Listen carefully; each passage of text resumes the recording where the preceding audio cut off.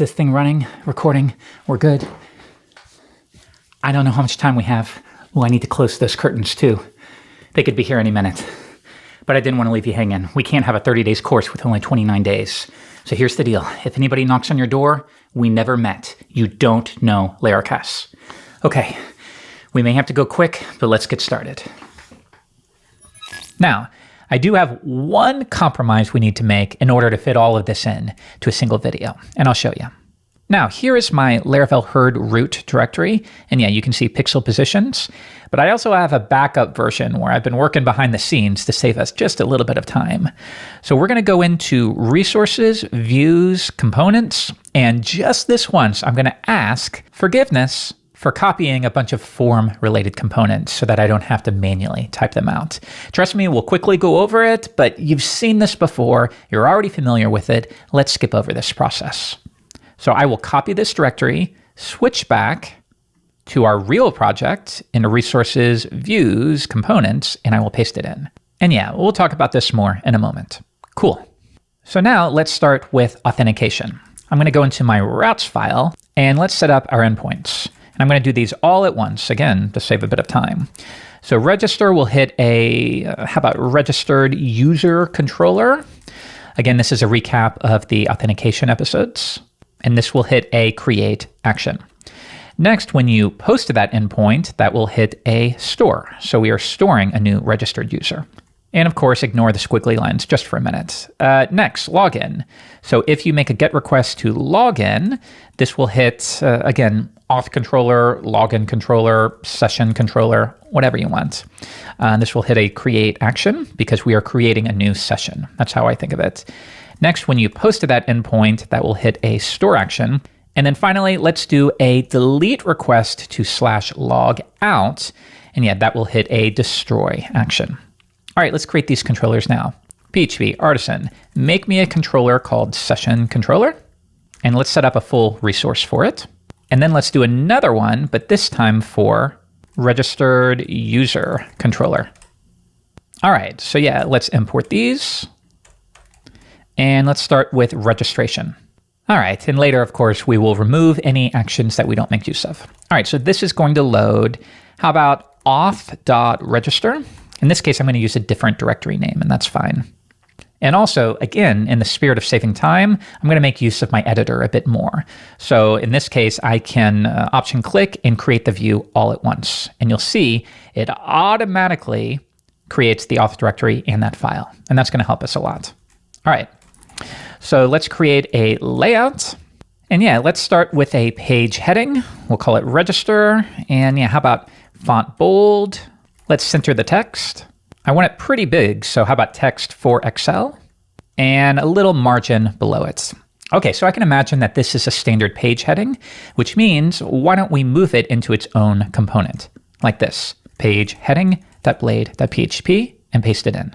All right, now this will be our slot. Cool. So now if I switch back, we can swap it out with page heading. Okay, now I'm going to use some of these form components. So again, yeah, if you take a look at them, you've done these before, right? This is what a button looks like. And mostly we're just extracting Tailwind classes. But we do have a couple of things that might be nice. So I have one component called form. And this will create a form, it adds some default classes, and then it also handles figuring out whether to add the CSRF hidden field and the method field. So notice it defaults to a method of get, but if we change that to post or put or patch, as long as it's not get, it knows that we always need to include these two things, which you learned about in the forms lesson. But yeah, other than that, here's an input. So I create a field, and a field is just a wrapper for an input. It contains a label, it contains the input itself, and it contains an error. You've seen this a million times. And if you want, visit GitHub and you can inspect it and copy it over to your project. Okay, yeah, once again, it's going to save us so much time. Just give me this one. All right, so let's build up our forms. And do note, whenever you have a component within a directory, you need to do the directory name, dot, and then the component name. All right, so the method in this case is going to be post, and the action is going to be register. All right, so first up, I'm going to need an input. And for my inputs, I accept a label and a name, and it takes care of the rest. So the label is going to be your name, and then also the name for the input, which just happens to be name in this case. All right, let me show you what this looks like in the browser. If I visit /register, yeah, there we go. Looks good to me. All right, back to PHP Storm. All right, next, and actually real quick, let's just stick with name. That way this one can be email. Now, in this case, the type for the input should not be text, it should be email. All right, next, I want two more. So we will have one for the password, and then also you have to confirm your password. So password confirmation. All right, password, and type for the input is also password, and this is password _ confirmation, and make sure it takes the same shape. All right, next, down at the bottom, we could have a form button, and this could say create account. And let's have a look. Yeah, name, email, password, and create account. But notice there's no padding at the bottom. Maybe I could add a little padding to the body here. I think that's okay. PB10, just to push it down a little bit, and that's fine. Maybe even a little more, actually. Yeah, that's good. Now think about it. When you register, you also need to create an employer. So I have a divider component, and that just creates a little line, as you can see right here. Yeah, just a little divider. And then we're going to have a section for the employer details. For example, let's copy this. I need a name for your employer. So how about employer name? And the name for this input will be employer. And then also we need one for the logo. So I will call that logo. And this is a file input. So I'm going to set type to file in this case.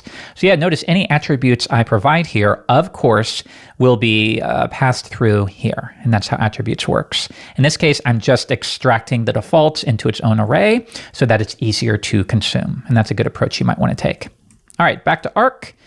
So we have all of this and then the employer name and logo. All right, next, as you probably know, anytime you have a form that will accept a file upload, on the form tag itself, you need to set the ink type to multipart / form -data. And that's just how it will be encoded in this situation.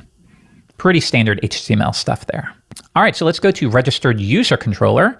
And when we submit that form, we will now hit this endpoint. So let's die and dump all of the request data. All right, magic, I'm going to fill out this form. All right, let's create the account. And there we go, we have our attributes.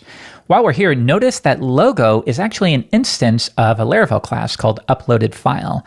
And you're going to love this. It's going to make it as easy as possible to store this image wherever it needs to go, whether it's publicly available or even uploaded to Amazon S3 or something like that. All right, let's get to work. So this time, why don't we use request not as a helper function, but instead using an object instance like this. So we're going to validate. And by the way, the API is identical. Okay, let's see if my editor can help me a little bit with the rules. We want to save time anywhere that we can. Yeah, it's not perfect, but it'll get us going. Okay, so validate the name, the email verified at is not required, nor is remember token. Password is required, and it should be confirmed. And then I'm going to use the password validation rule. Make sure you don't accidentally grab the password facade. You want illuminate validation rules password, and I'll set, the only requirement is it needs to be at least 6 characters. Next, what else? Email, let's ignore the maximum for now. And it should be unique on the users table and specifically on the email column. This is actually automatic because it will fetch that from the name. But if you want to be explicit, yeah, this is just saying, hey, look in the users table and see if there's any email field that has the current email. And if there is, that's a no-go. We can't have 2 users in the system with the exact same email address. It needs to be unique.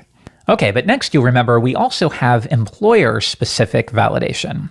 So we have a couple options. We could group them all together, or what if we tried this? Let's say user attributes, and then I will do another one for the employer, like this, employer attributes.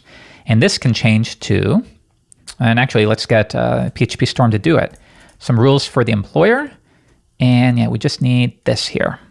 All right, so you have to give us a name, and you have to give us a logo. We'll make that required for now. But also I want to ensure that this logo is in fact an image. For that, I can use a file rule. Illuminate validation rules file. And let's set the available types. And yeah, you can give us a PNG whatever you want here, JPG, WebP, anything you want to add there. Maybe a WebP too, and that'll be enough. Now, here's why we split it up. I can now do things like this: user, create, user attributes. Whereas otherwise I'd have to do something like array accept or something like that to omit these from being passed to user create. And the same for updating the employer. So this just makes it a little bit easier. Create a new user, then log in the user, auth log in the user. And then, let's create the employer. Yeah, we'll do that right here. So we'll say user employer create.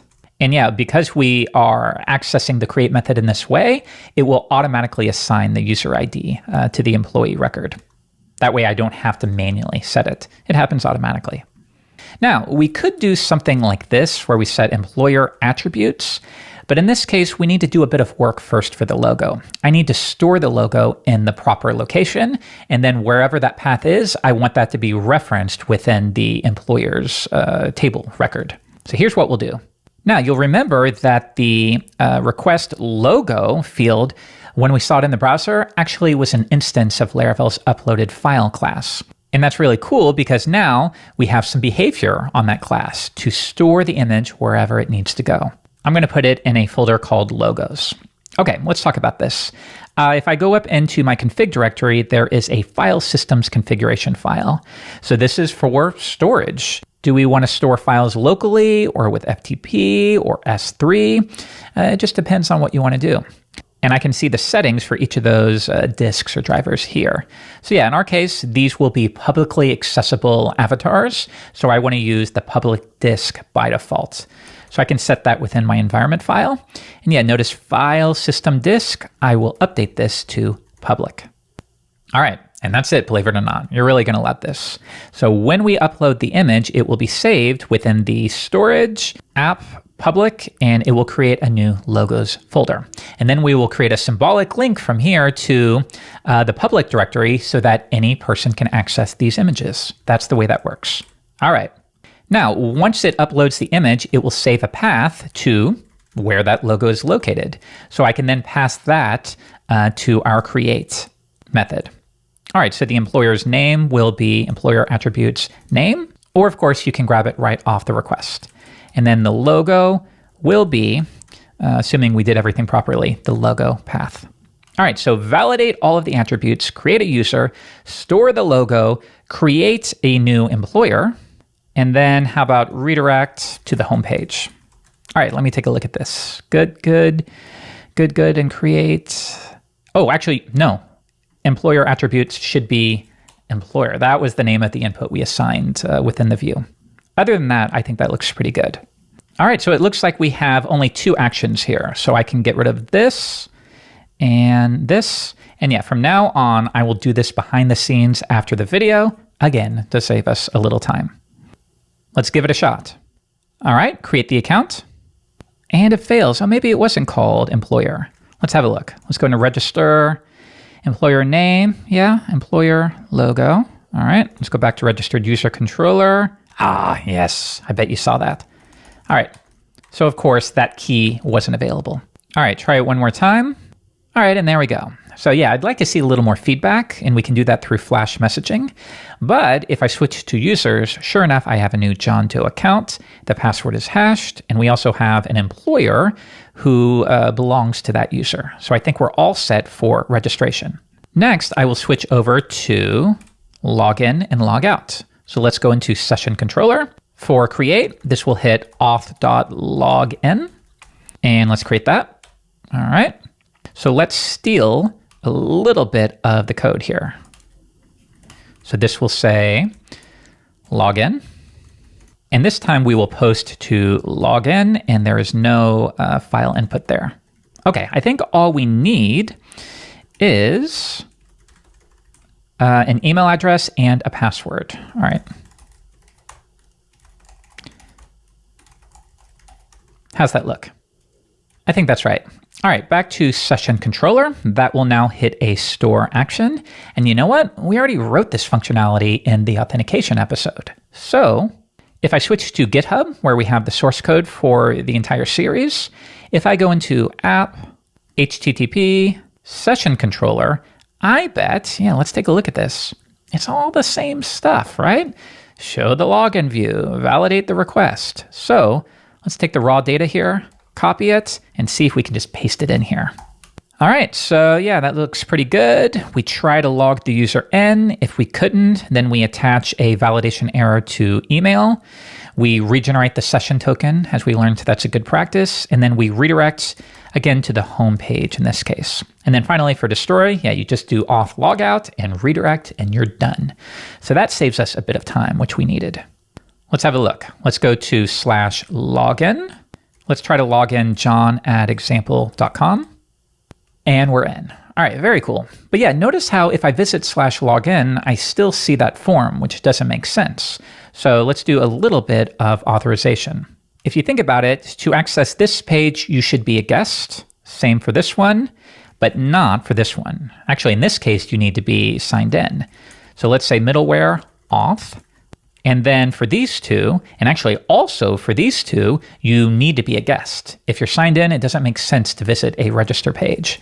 So I'm going to use a route group, but first add a middleware. And we'll say you got to be a guest in order for this to work. Okay. So now any route nested within this closure will receive the guest middleware. And this is a wrapper, or instead for each of these routes, we could do something like this, and that would do the same thing. All right, very good. Next, let's go into our layout file, and here is our nav section. So yeah, right here, why don't we tweak this? I only want to see this posted job link if you're signed in. So I'm going to use this auth directive, like so. And then I'm going to add another one here called guest. Now I could do auth else and auth, but sometimes I think this reads a little bit better. If you're a guest, show this. If you're signed in, show that. And actually, while we're here, why don't we say job/create for the posted job link, because we know that's what it's going to be ultimately. Okay. Now, if you're instead a guest, let's repeat some of this here. All right, so we will have two links to sign up or log in. All right, so sign up would be /register and login would be /login. Let's have a look. Okay, so if I refresh, yeah, I still see posted job because of course I'm signed in. But let's open up an incognito window. And yeah, now, because we're not signed in, I do see sign up and login, and those do work. Perfect. All right, so let's close those out and I'm back to the view where I'm signed in. All right, 5-second breather, real quick. I get it. I know I'm going really fast. Sorry, it's got to be that way. It's day 30. We got to wrap up. Okay, back to work. What should we work on next? How about this big search bar here? Yeah, okay. Let's go into job/index and let's see what we have. Yeah, right now we have standard form tags, but I'm going to replace this with our new xforms.form tag. And this will make a GET request, which is the default, but I want to send it to, how about search? And we will implement that route. All right, next within here, let's add an input. The name will be Q for query. That's really common. The placeholder can be something like web developer. And let's have a look in the browser. I get undefined variable label. Yeah, so my input component is expecting a label, but in this case, we don't actually want one. So if I switch through, we can see that the label is passed to this field component, and the field component checks whether label is truthy. Okay, so if I switch back, all I need to do is set label to false. All right, switch back, and that solves that problem. Okay, I think I need a little more breathing room below the title. So why don't we say class of MT6? And yeah, we kind of reproduced what we had before. Cool. So now, yeah, take a look. If I search for, how about Laracasts, and I hit submit, I do get a 404 because I haven't yet implemented that route. All right, let's do it now. Let's duplicate this. If you visit /search, again, keep it very simple. Let's load a search controller. And actually, this time I'm going to show you invocable controllers. So every once in a while, you will have a controller that will only ever have one action. In these cases, rather than passing an array and the action name, you can just pass the path to the class itself. And then an invoke magic method will be called on that class. It's pretty cool. Let's do that now. PHP artisan, make me a controller called search controller. And oh, you know what? That's interfering with my route declaration. So let's do that first and then uncomment this. Okay, now I can import it and I will command click through. And yeah, if I create a magic underscore underscore invoke method, now this will be called. And yeah, this is great for situations where a controller only ever needs to have one action. So I'll show you. Come back, give it a refresh, and we now have hit that invoke method.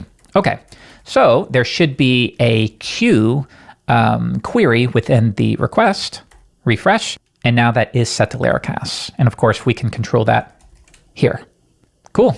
So now we have everything we need to search our jobs table. And this will be fairly primitive. We're not going to use full text search or anything special. We'll just say, look for any job where the title is like this search param, and that should be enough. So let's say job where the title is like the request query. But then I'm going to say, yeah, any number of characters can come before that query and any number of characters can come after it. So as long as this search query exists somewhere within the title, I want it included in the results set. So we will fetch that. And then why don't we return that as JSON so we can have a look in the browser. Let's start from scratch. Let's look for something related to, how about teacher? All right, we run it. Let's do pretty print and we get one result. All right, so now we just need to render a view to display those results, and that should be pretty easy.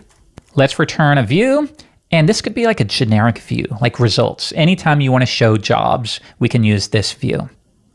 And I'll pass through our list of jobs. Nice and easy. All right, let's have my editor create the view. We'll have our layout. We will have a page heading, results.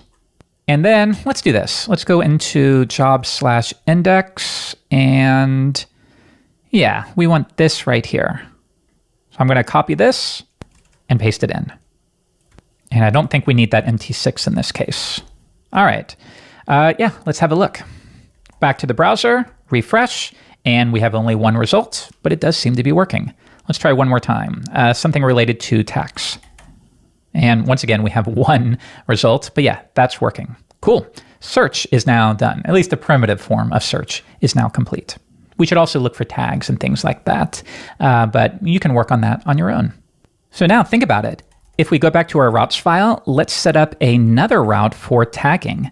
So I could say visit tags / and then some kind of tag name. That will hit a tag controller. And I will create that. So make me a controller called tag controller. Cool. And let's import that. And yeah, this will be the exact same thing. So in fact, if I go to search controller, let's just copy that, switch back to tag, paste it in. And now we aren't searching the database. We are finding all jobs associated with a given tag. Something like that. Okay, so let's go to our tag model. And we don't yet have a relationship between a tag and a job, but I think we do in reverse. Yes. So let's copy this, bring it over to tag, paste it in. And now if I have a tag and I want to find all jobs, it's also a belongs to relationship. We just have to reverse it. Like that. All right, back to tag controller. All right, well now I'm going to ask for the tag. And you learned about this through route model binding. Just as a 5-second recap. Yeah, right here, because we have this wildcard here that's called tag, and then we have a parameter name also of tag, Laravel is going to try to track down this tag for us. But by default, it's going to expect this wildcard to be an ID. So I can add a colon and say, no, actually the identifier here is name. So if I visit tag /front end, yeah, I basically want Laravel to say select star from tags where name equals front end. Yeah, without that, it would default to this. And yeah, we already reviewed this. So that should be a recap.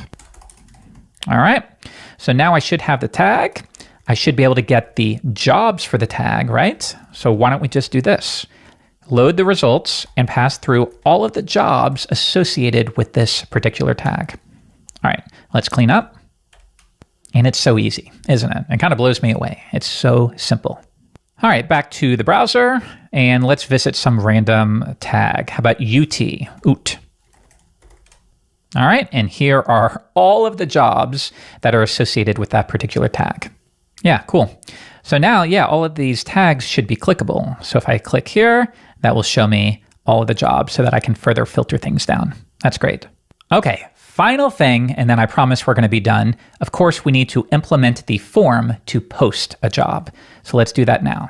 Go to my routes file, and we'll say right up here, how about this? Let's duplicate this. Job/create, we'll hit job controller at create, and then I'll do another one here. When you make a post request to /jobs, that should store a new job in the database. And of course, these need to have the proper middleware. In order to post a job, you need to be signed in. All right, let's take care of it.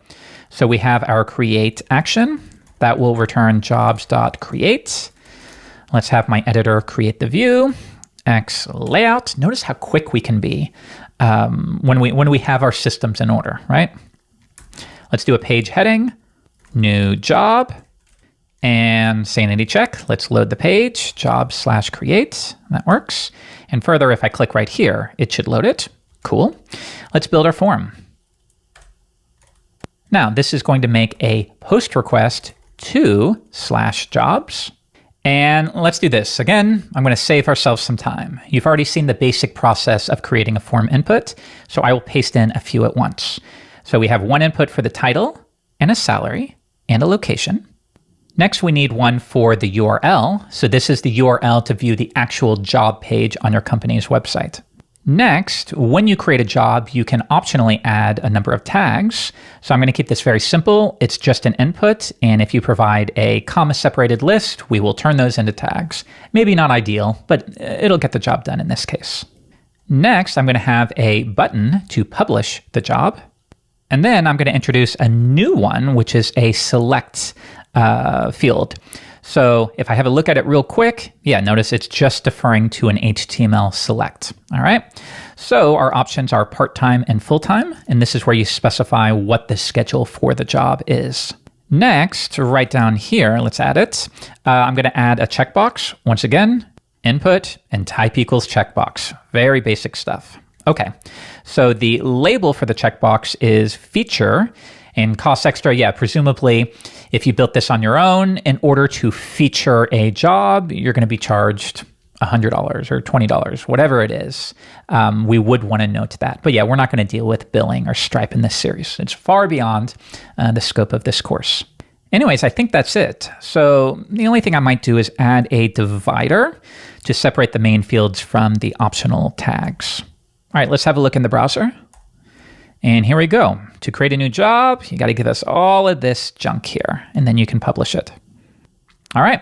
So that's going to make a post request to /jobs that will hit our job controller, and that will load this action. Now, you can see here we have a form request. I actually didn't review that in this course.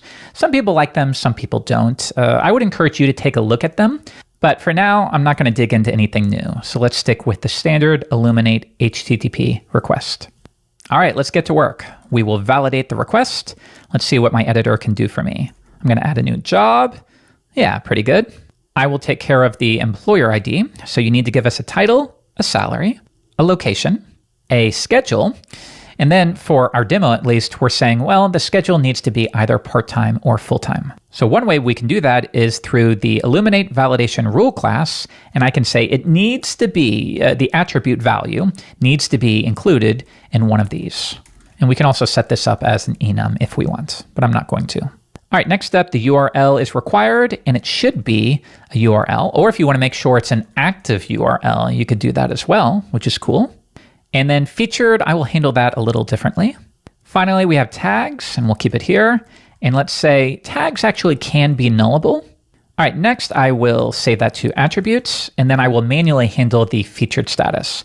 So I could say, okay, attributes, add a new one called featured, and that will be true or false depending on whether the request has a value for that featured checkbox. Remember, if that input isn't checked, I don't think anything gets passed, right? But if it is checked, it's set to on or something like that.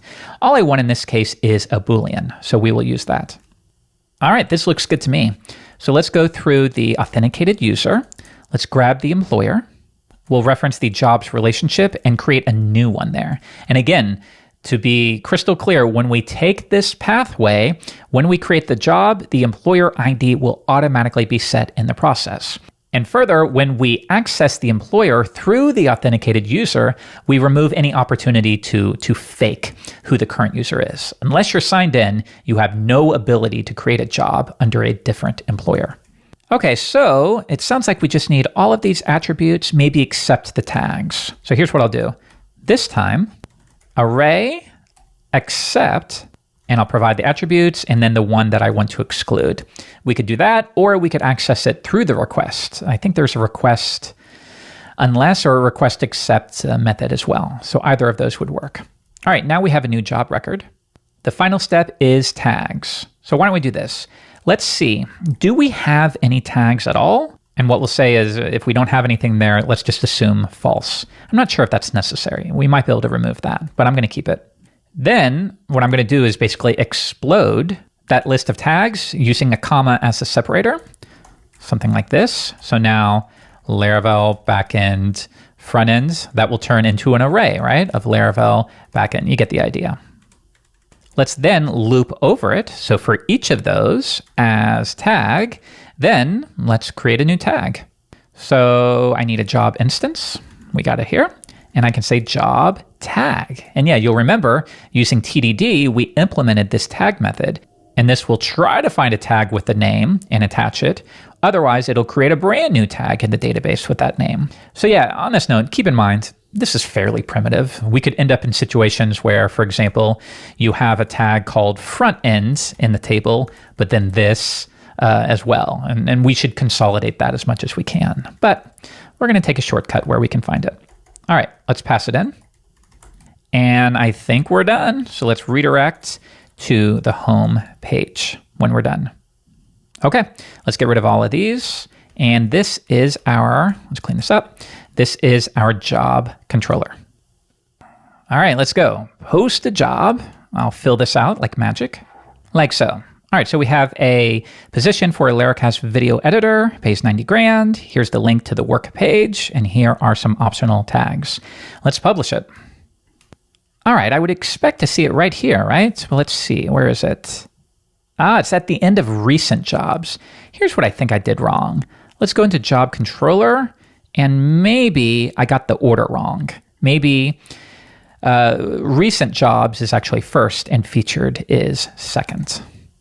Yeah, I bet that's what I did. Okay, back to Arc, give it a refresh. And again, I don't see it here, but I do see it at the end. Okay, so we just need to reverse the order. Why don't we say the newest jobs show up top? Job, I want the latest ones, and give me the results and group them according to whether they are featured or not. And that should do it. Come back, refresh, and there we go. We have our brand new job.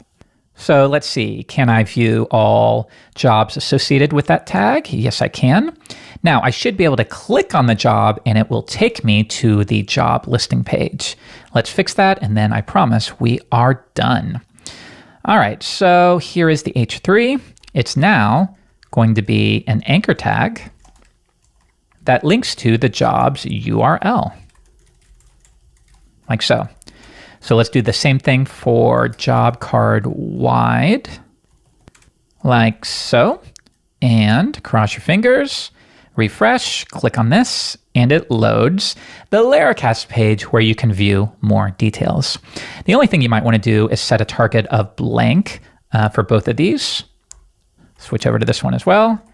And that way, some people don't like this, but in this scenario, I think it's okay. That way the user doesn't completely abandon your jobs page. It instead opens the job within a new tab. So again, imagine you're looking for jobs related to video work. All right, here we go. Click on it, and now we can review more. And ladies and gentlemen, that is all I'm going to cover today. Oh, wait, actually, no. I have two more things. Sorry, two more things to show you. We have to update the job card to show the new employer logo. And then I also want to display a logout link and make a couple tweaks to make our query performance better. All right, let's go into employer logo. And yeah, right now we are hard coding the path, but now we can swap it out with the employer logo. Okay, so now let's ask for an employer when you load this component. Okay, I believe we reference it in job card. Yep, let's pass through the employer, job employer. And then I think we do the exact same thing in job card wide. So I will paste that in and remove the width. Okay, so now let's switch into our component, and I'm going to pass this to Laravel's asset function, and that will prepare a full URL to the asset. And remember, when you upload a logo, it goes into the storage app public logos directory. So here's one of the logos I uploaded. And now all you have to do is symlink it into your public folder, which is globally accessible. So for that, you can say PHP artisan storage link. All right, so now notice we have a symbolic link right here. Yeah, there it is. And now they're accessible. All right, let's go to Arc, and we see it, but the size is wrong. All right, let's go into employer logo. And yep, we accept a width, but we never used it. So let's do that now. Come back, and that looks good to me. All right, next, let's go into Job Controller, and remember to always optimize your queries. If we have a job and we're going to access tags and employer information off it, if we're not careful, that's going to lead to an n+1 problem, as we learned about. So let's always use the with method to eager load any relationships we require, such as employer and tags. And yeah, you would also do the same thing, for example, in Search Controller. So make sure you say with employer and tags and whatever else you happen to reference. And when these queries get a little long, yeah, make sure you can put them on their own line. And if you want, you can even call this query method to start a new query, and that allows you to keep all of your primary filter methods on their own lines, and that does the same thing. All right, last thing, and then I promise this time I'm letting you go. If we switch to Arc, yes, we have sign up and log in, but if I log in as John, there's no link to log out. So that's my final step. If you're signed in, I'm going to add a form to log out. That'll hit the logout endpoint, and it's going to make a post request. But of course, we need to add the CSRF and method tags. And yeah, we're not using the form component because that has some styling for the form itself and the button. And we don't need that in this case. Okay. So yeah, now let's do a display of flex. And yeah, it looks good to me. So I can post a job or I can log out. And this time, ladies and gentlemen, I'm done. I can't do any more in this course. Well, I can't believe it, but we are now officially, positively, undeniably, indisputably, irreversibly done with 30 days to learn Laravel. It has been a massive effort for both you and me. So if you have made it through all of these 30 days, trust me, I've watched a lot of courses myself, and rarely do I complete them. So whether you intended it or not, I'm going to take that as a compliment. All right, so let's talk about this. Come here. I have recorded iterations of this course for about 10 years now. It goes all the way back to 2013 with Laravel 3 from scratch, if you can believe it. And yeah, it never fails. Every single time, people will complain that we didn't cover such and such topic. You know, there's nothing here about package development. What about APIs? What about events? You didn't talk about Livewire or inertia. How come? And I'm going to tell you the answer to that question right now. The reason is because we didn't. Well, okay. You know, as the saying goes, your learning doesn't conclude the moment you finish a beginner-related course. I'm sorry to say, it has only just begun. So yes, I would encourage you to learn more about Livewire, and we have a course for that on Laracasts. Yes, you should learn more about API development, and we have a course for that. Yes, you should learn more about inertia.js, and we have a course for that. But do they belong in a beginner-specific course? Well, that's up for you to decide, but I chose no. There is such a thing as giving people too much all at once, and I would rather you complete a course and then move on versus become overwhelmed by the material in one course. Okay, so this is somewhat of a bittersweet moment for me because I know most of you are watching this as a free course, maybe even on YouTube, and you're never going to sign up for Laracasts. Even though, did you know that you can sign up for Laracasts for $15 a month? $15. I went to Subway yesterday and it was 15 bucks. You could access everything we have ever created for 15 bucks a month. But I already know most of you won't. Some of you will, and I immensely appreciate it, but most of you won't. You'll finish this video, you're probably already done. You're probably not even listening to me at this point. You've already moved on to something else, and we'll never see each other again. And that is a bittersweet moment. So I'm going to finish up with a song to show you how I feel when you don't sign up for Laracasts. Let me show you.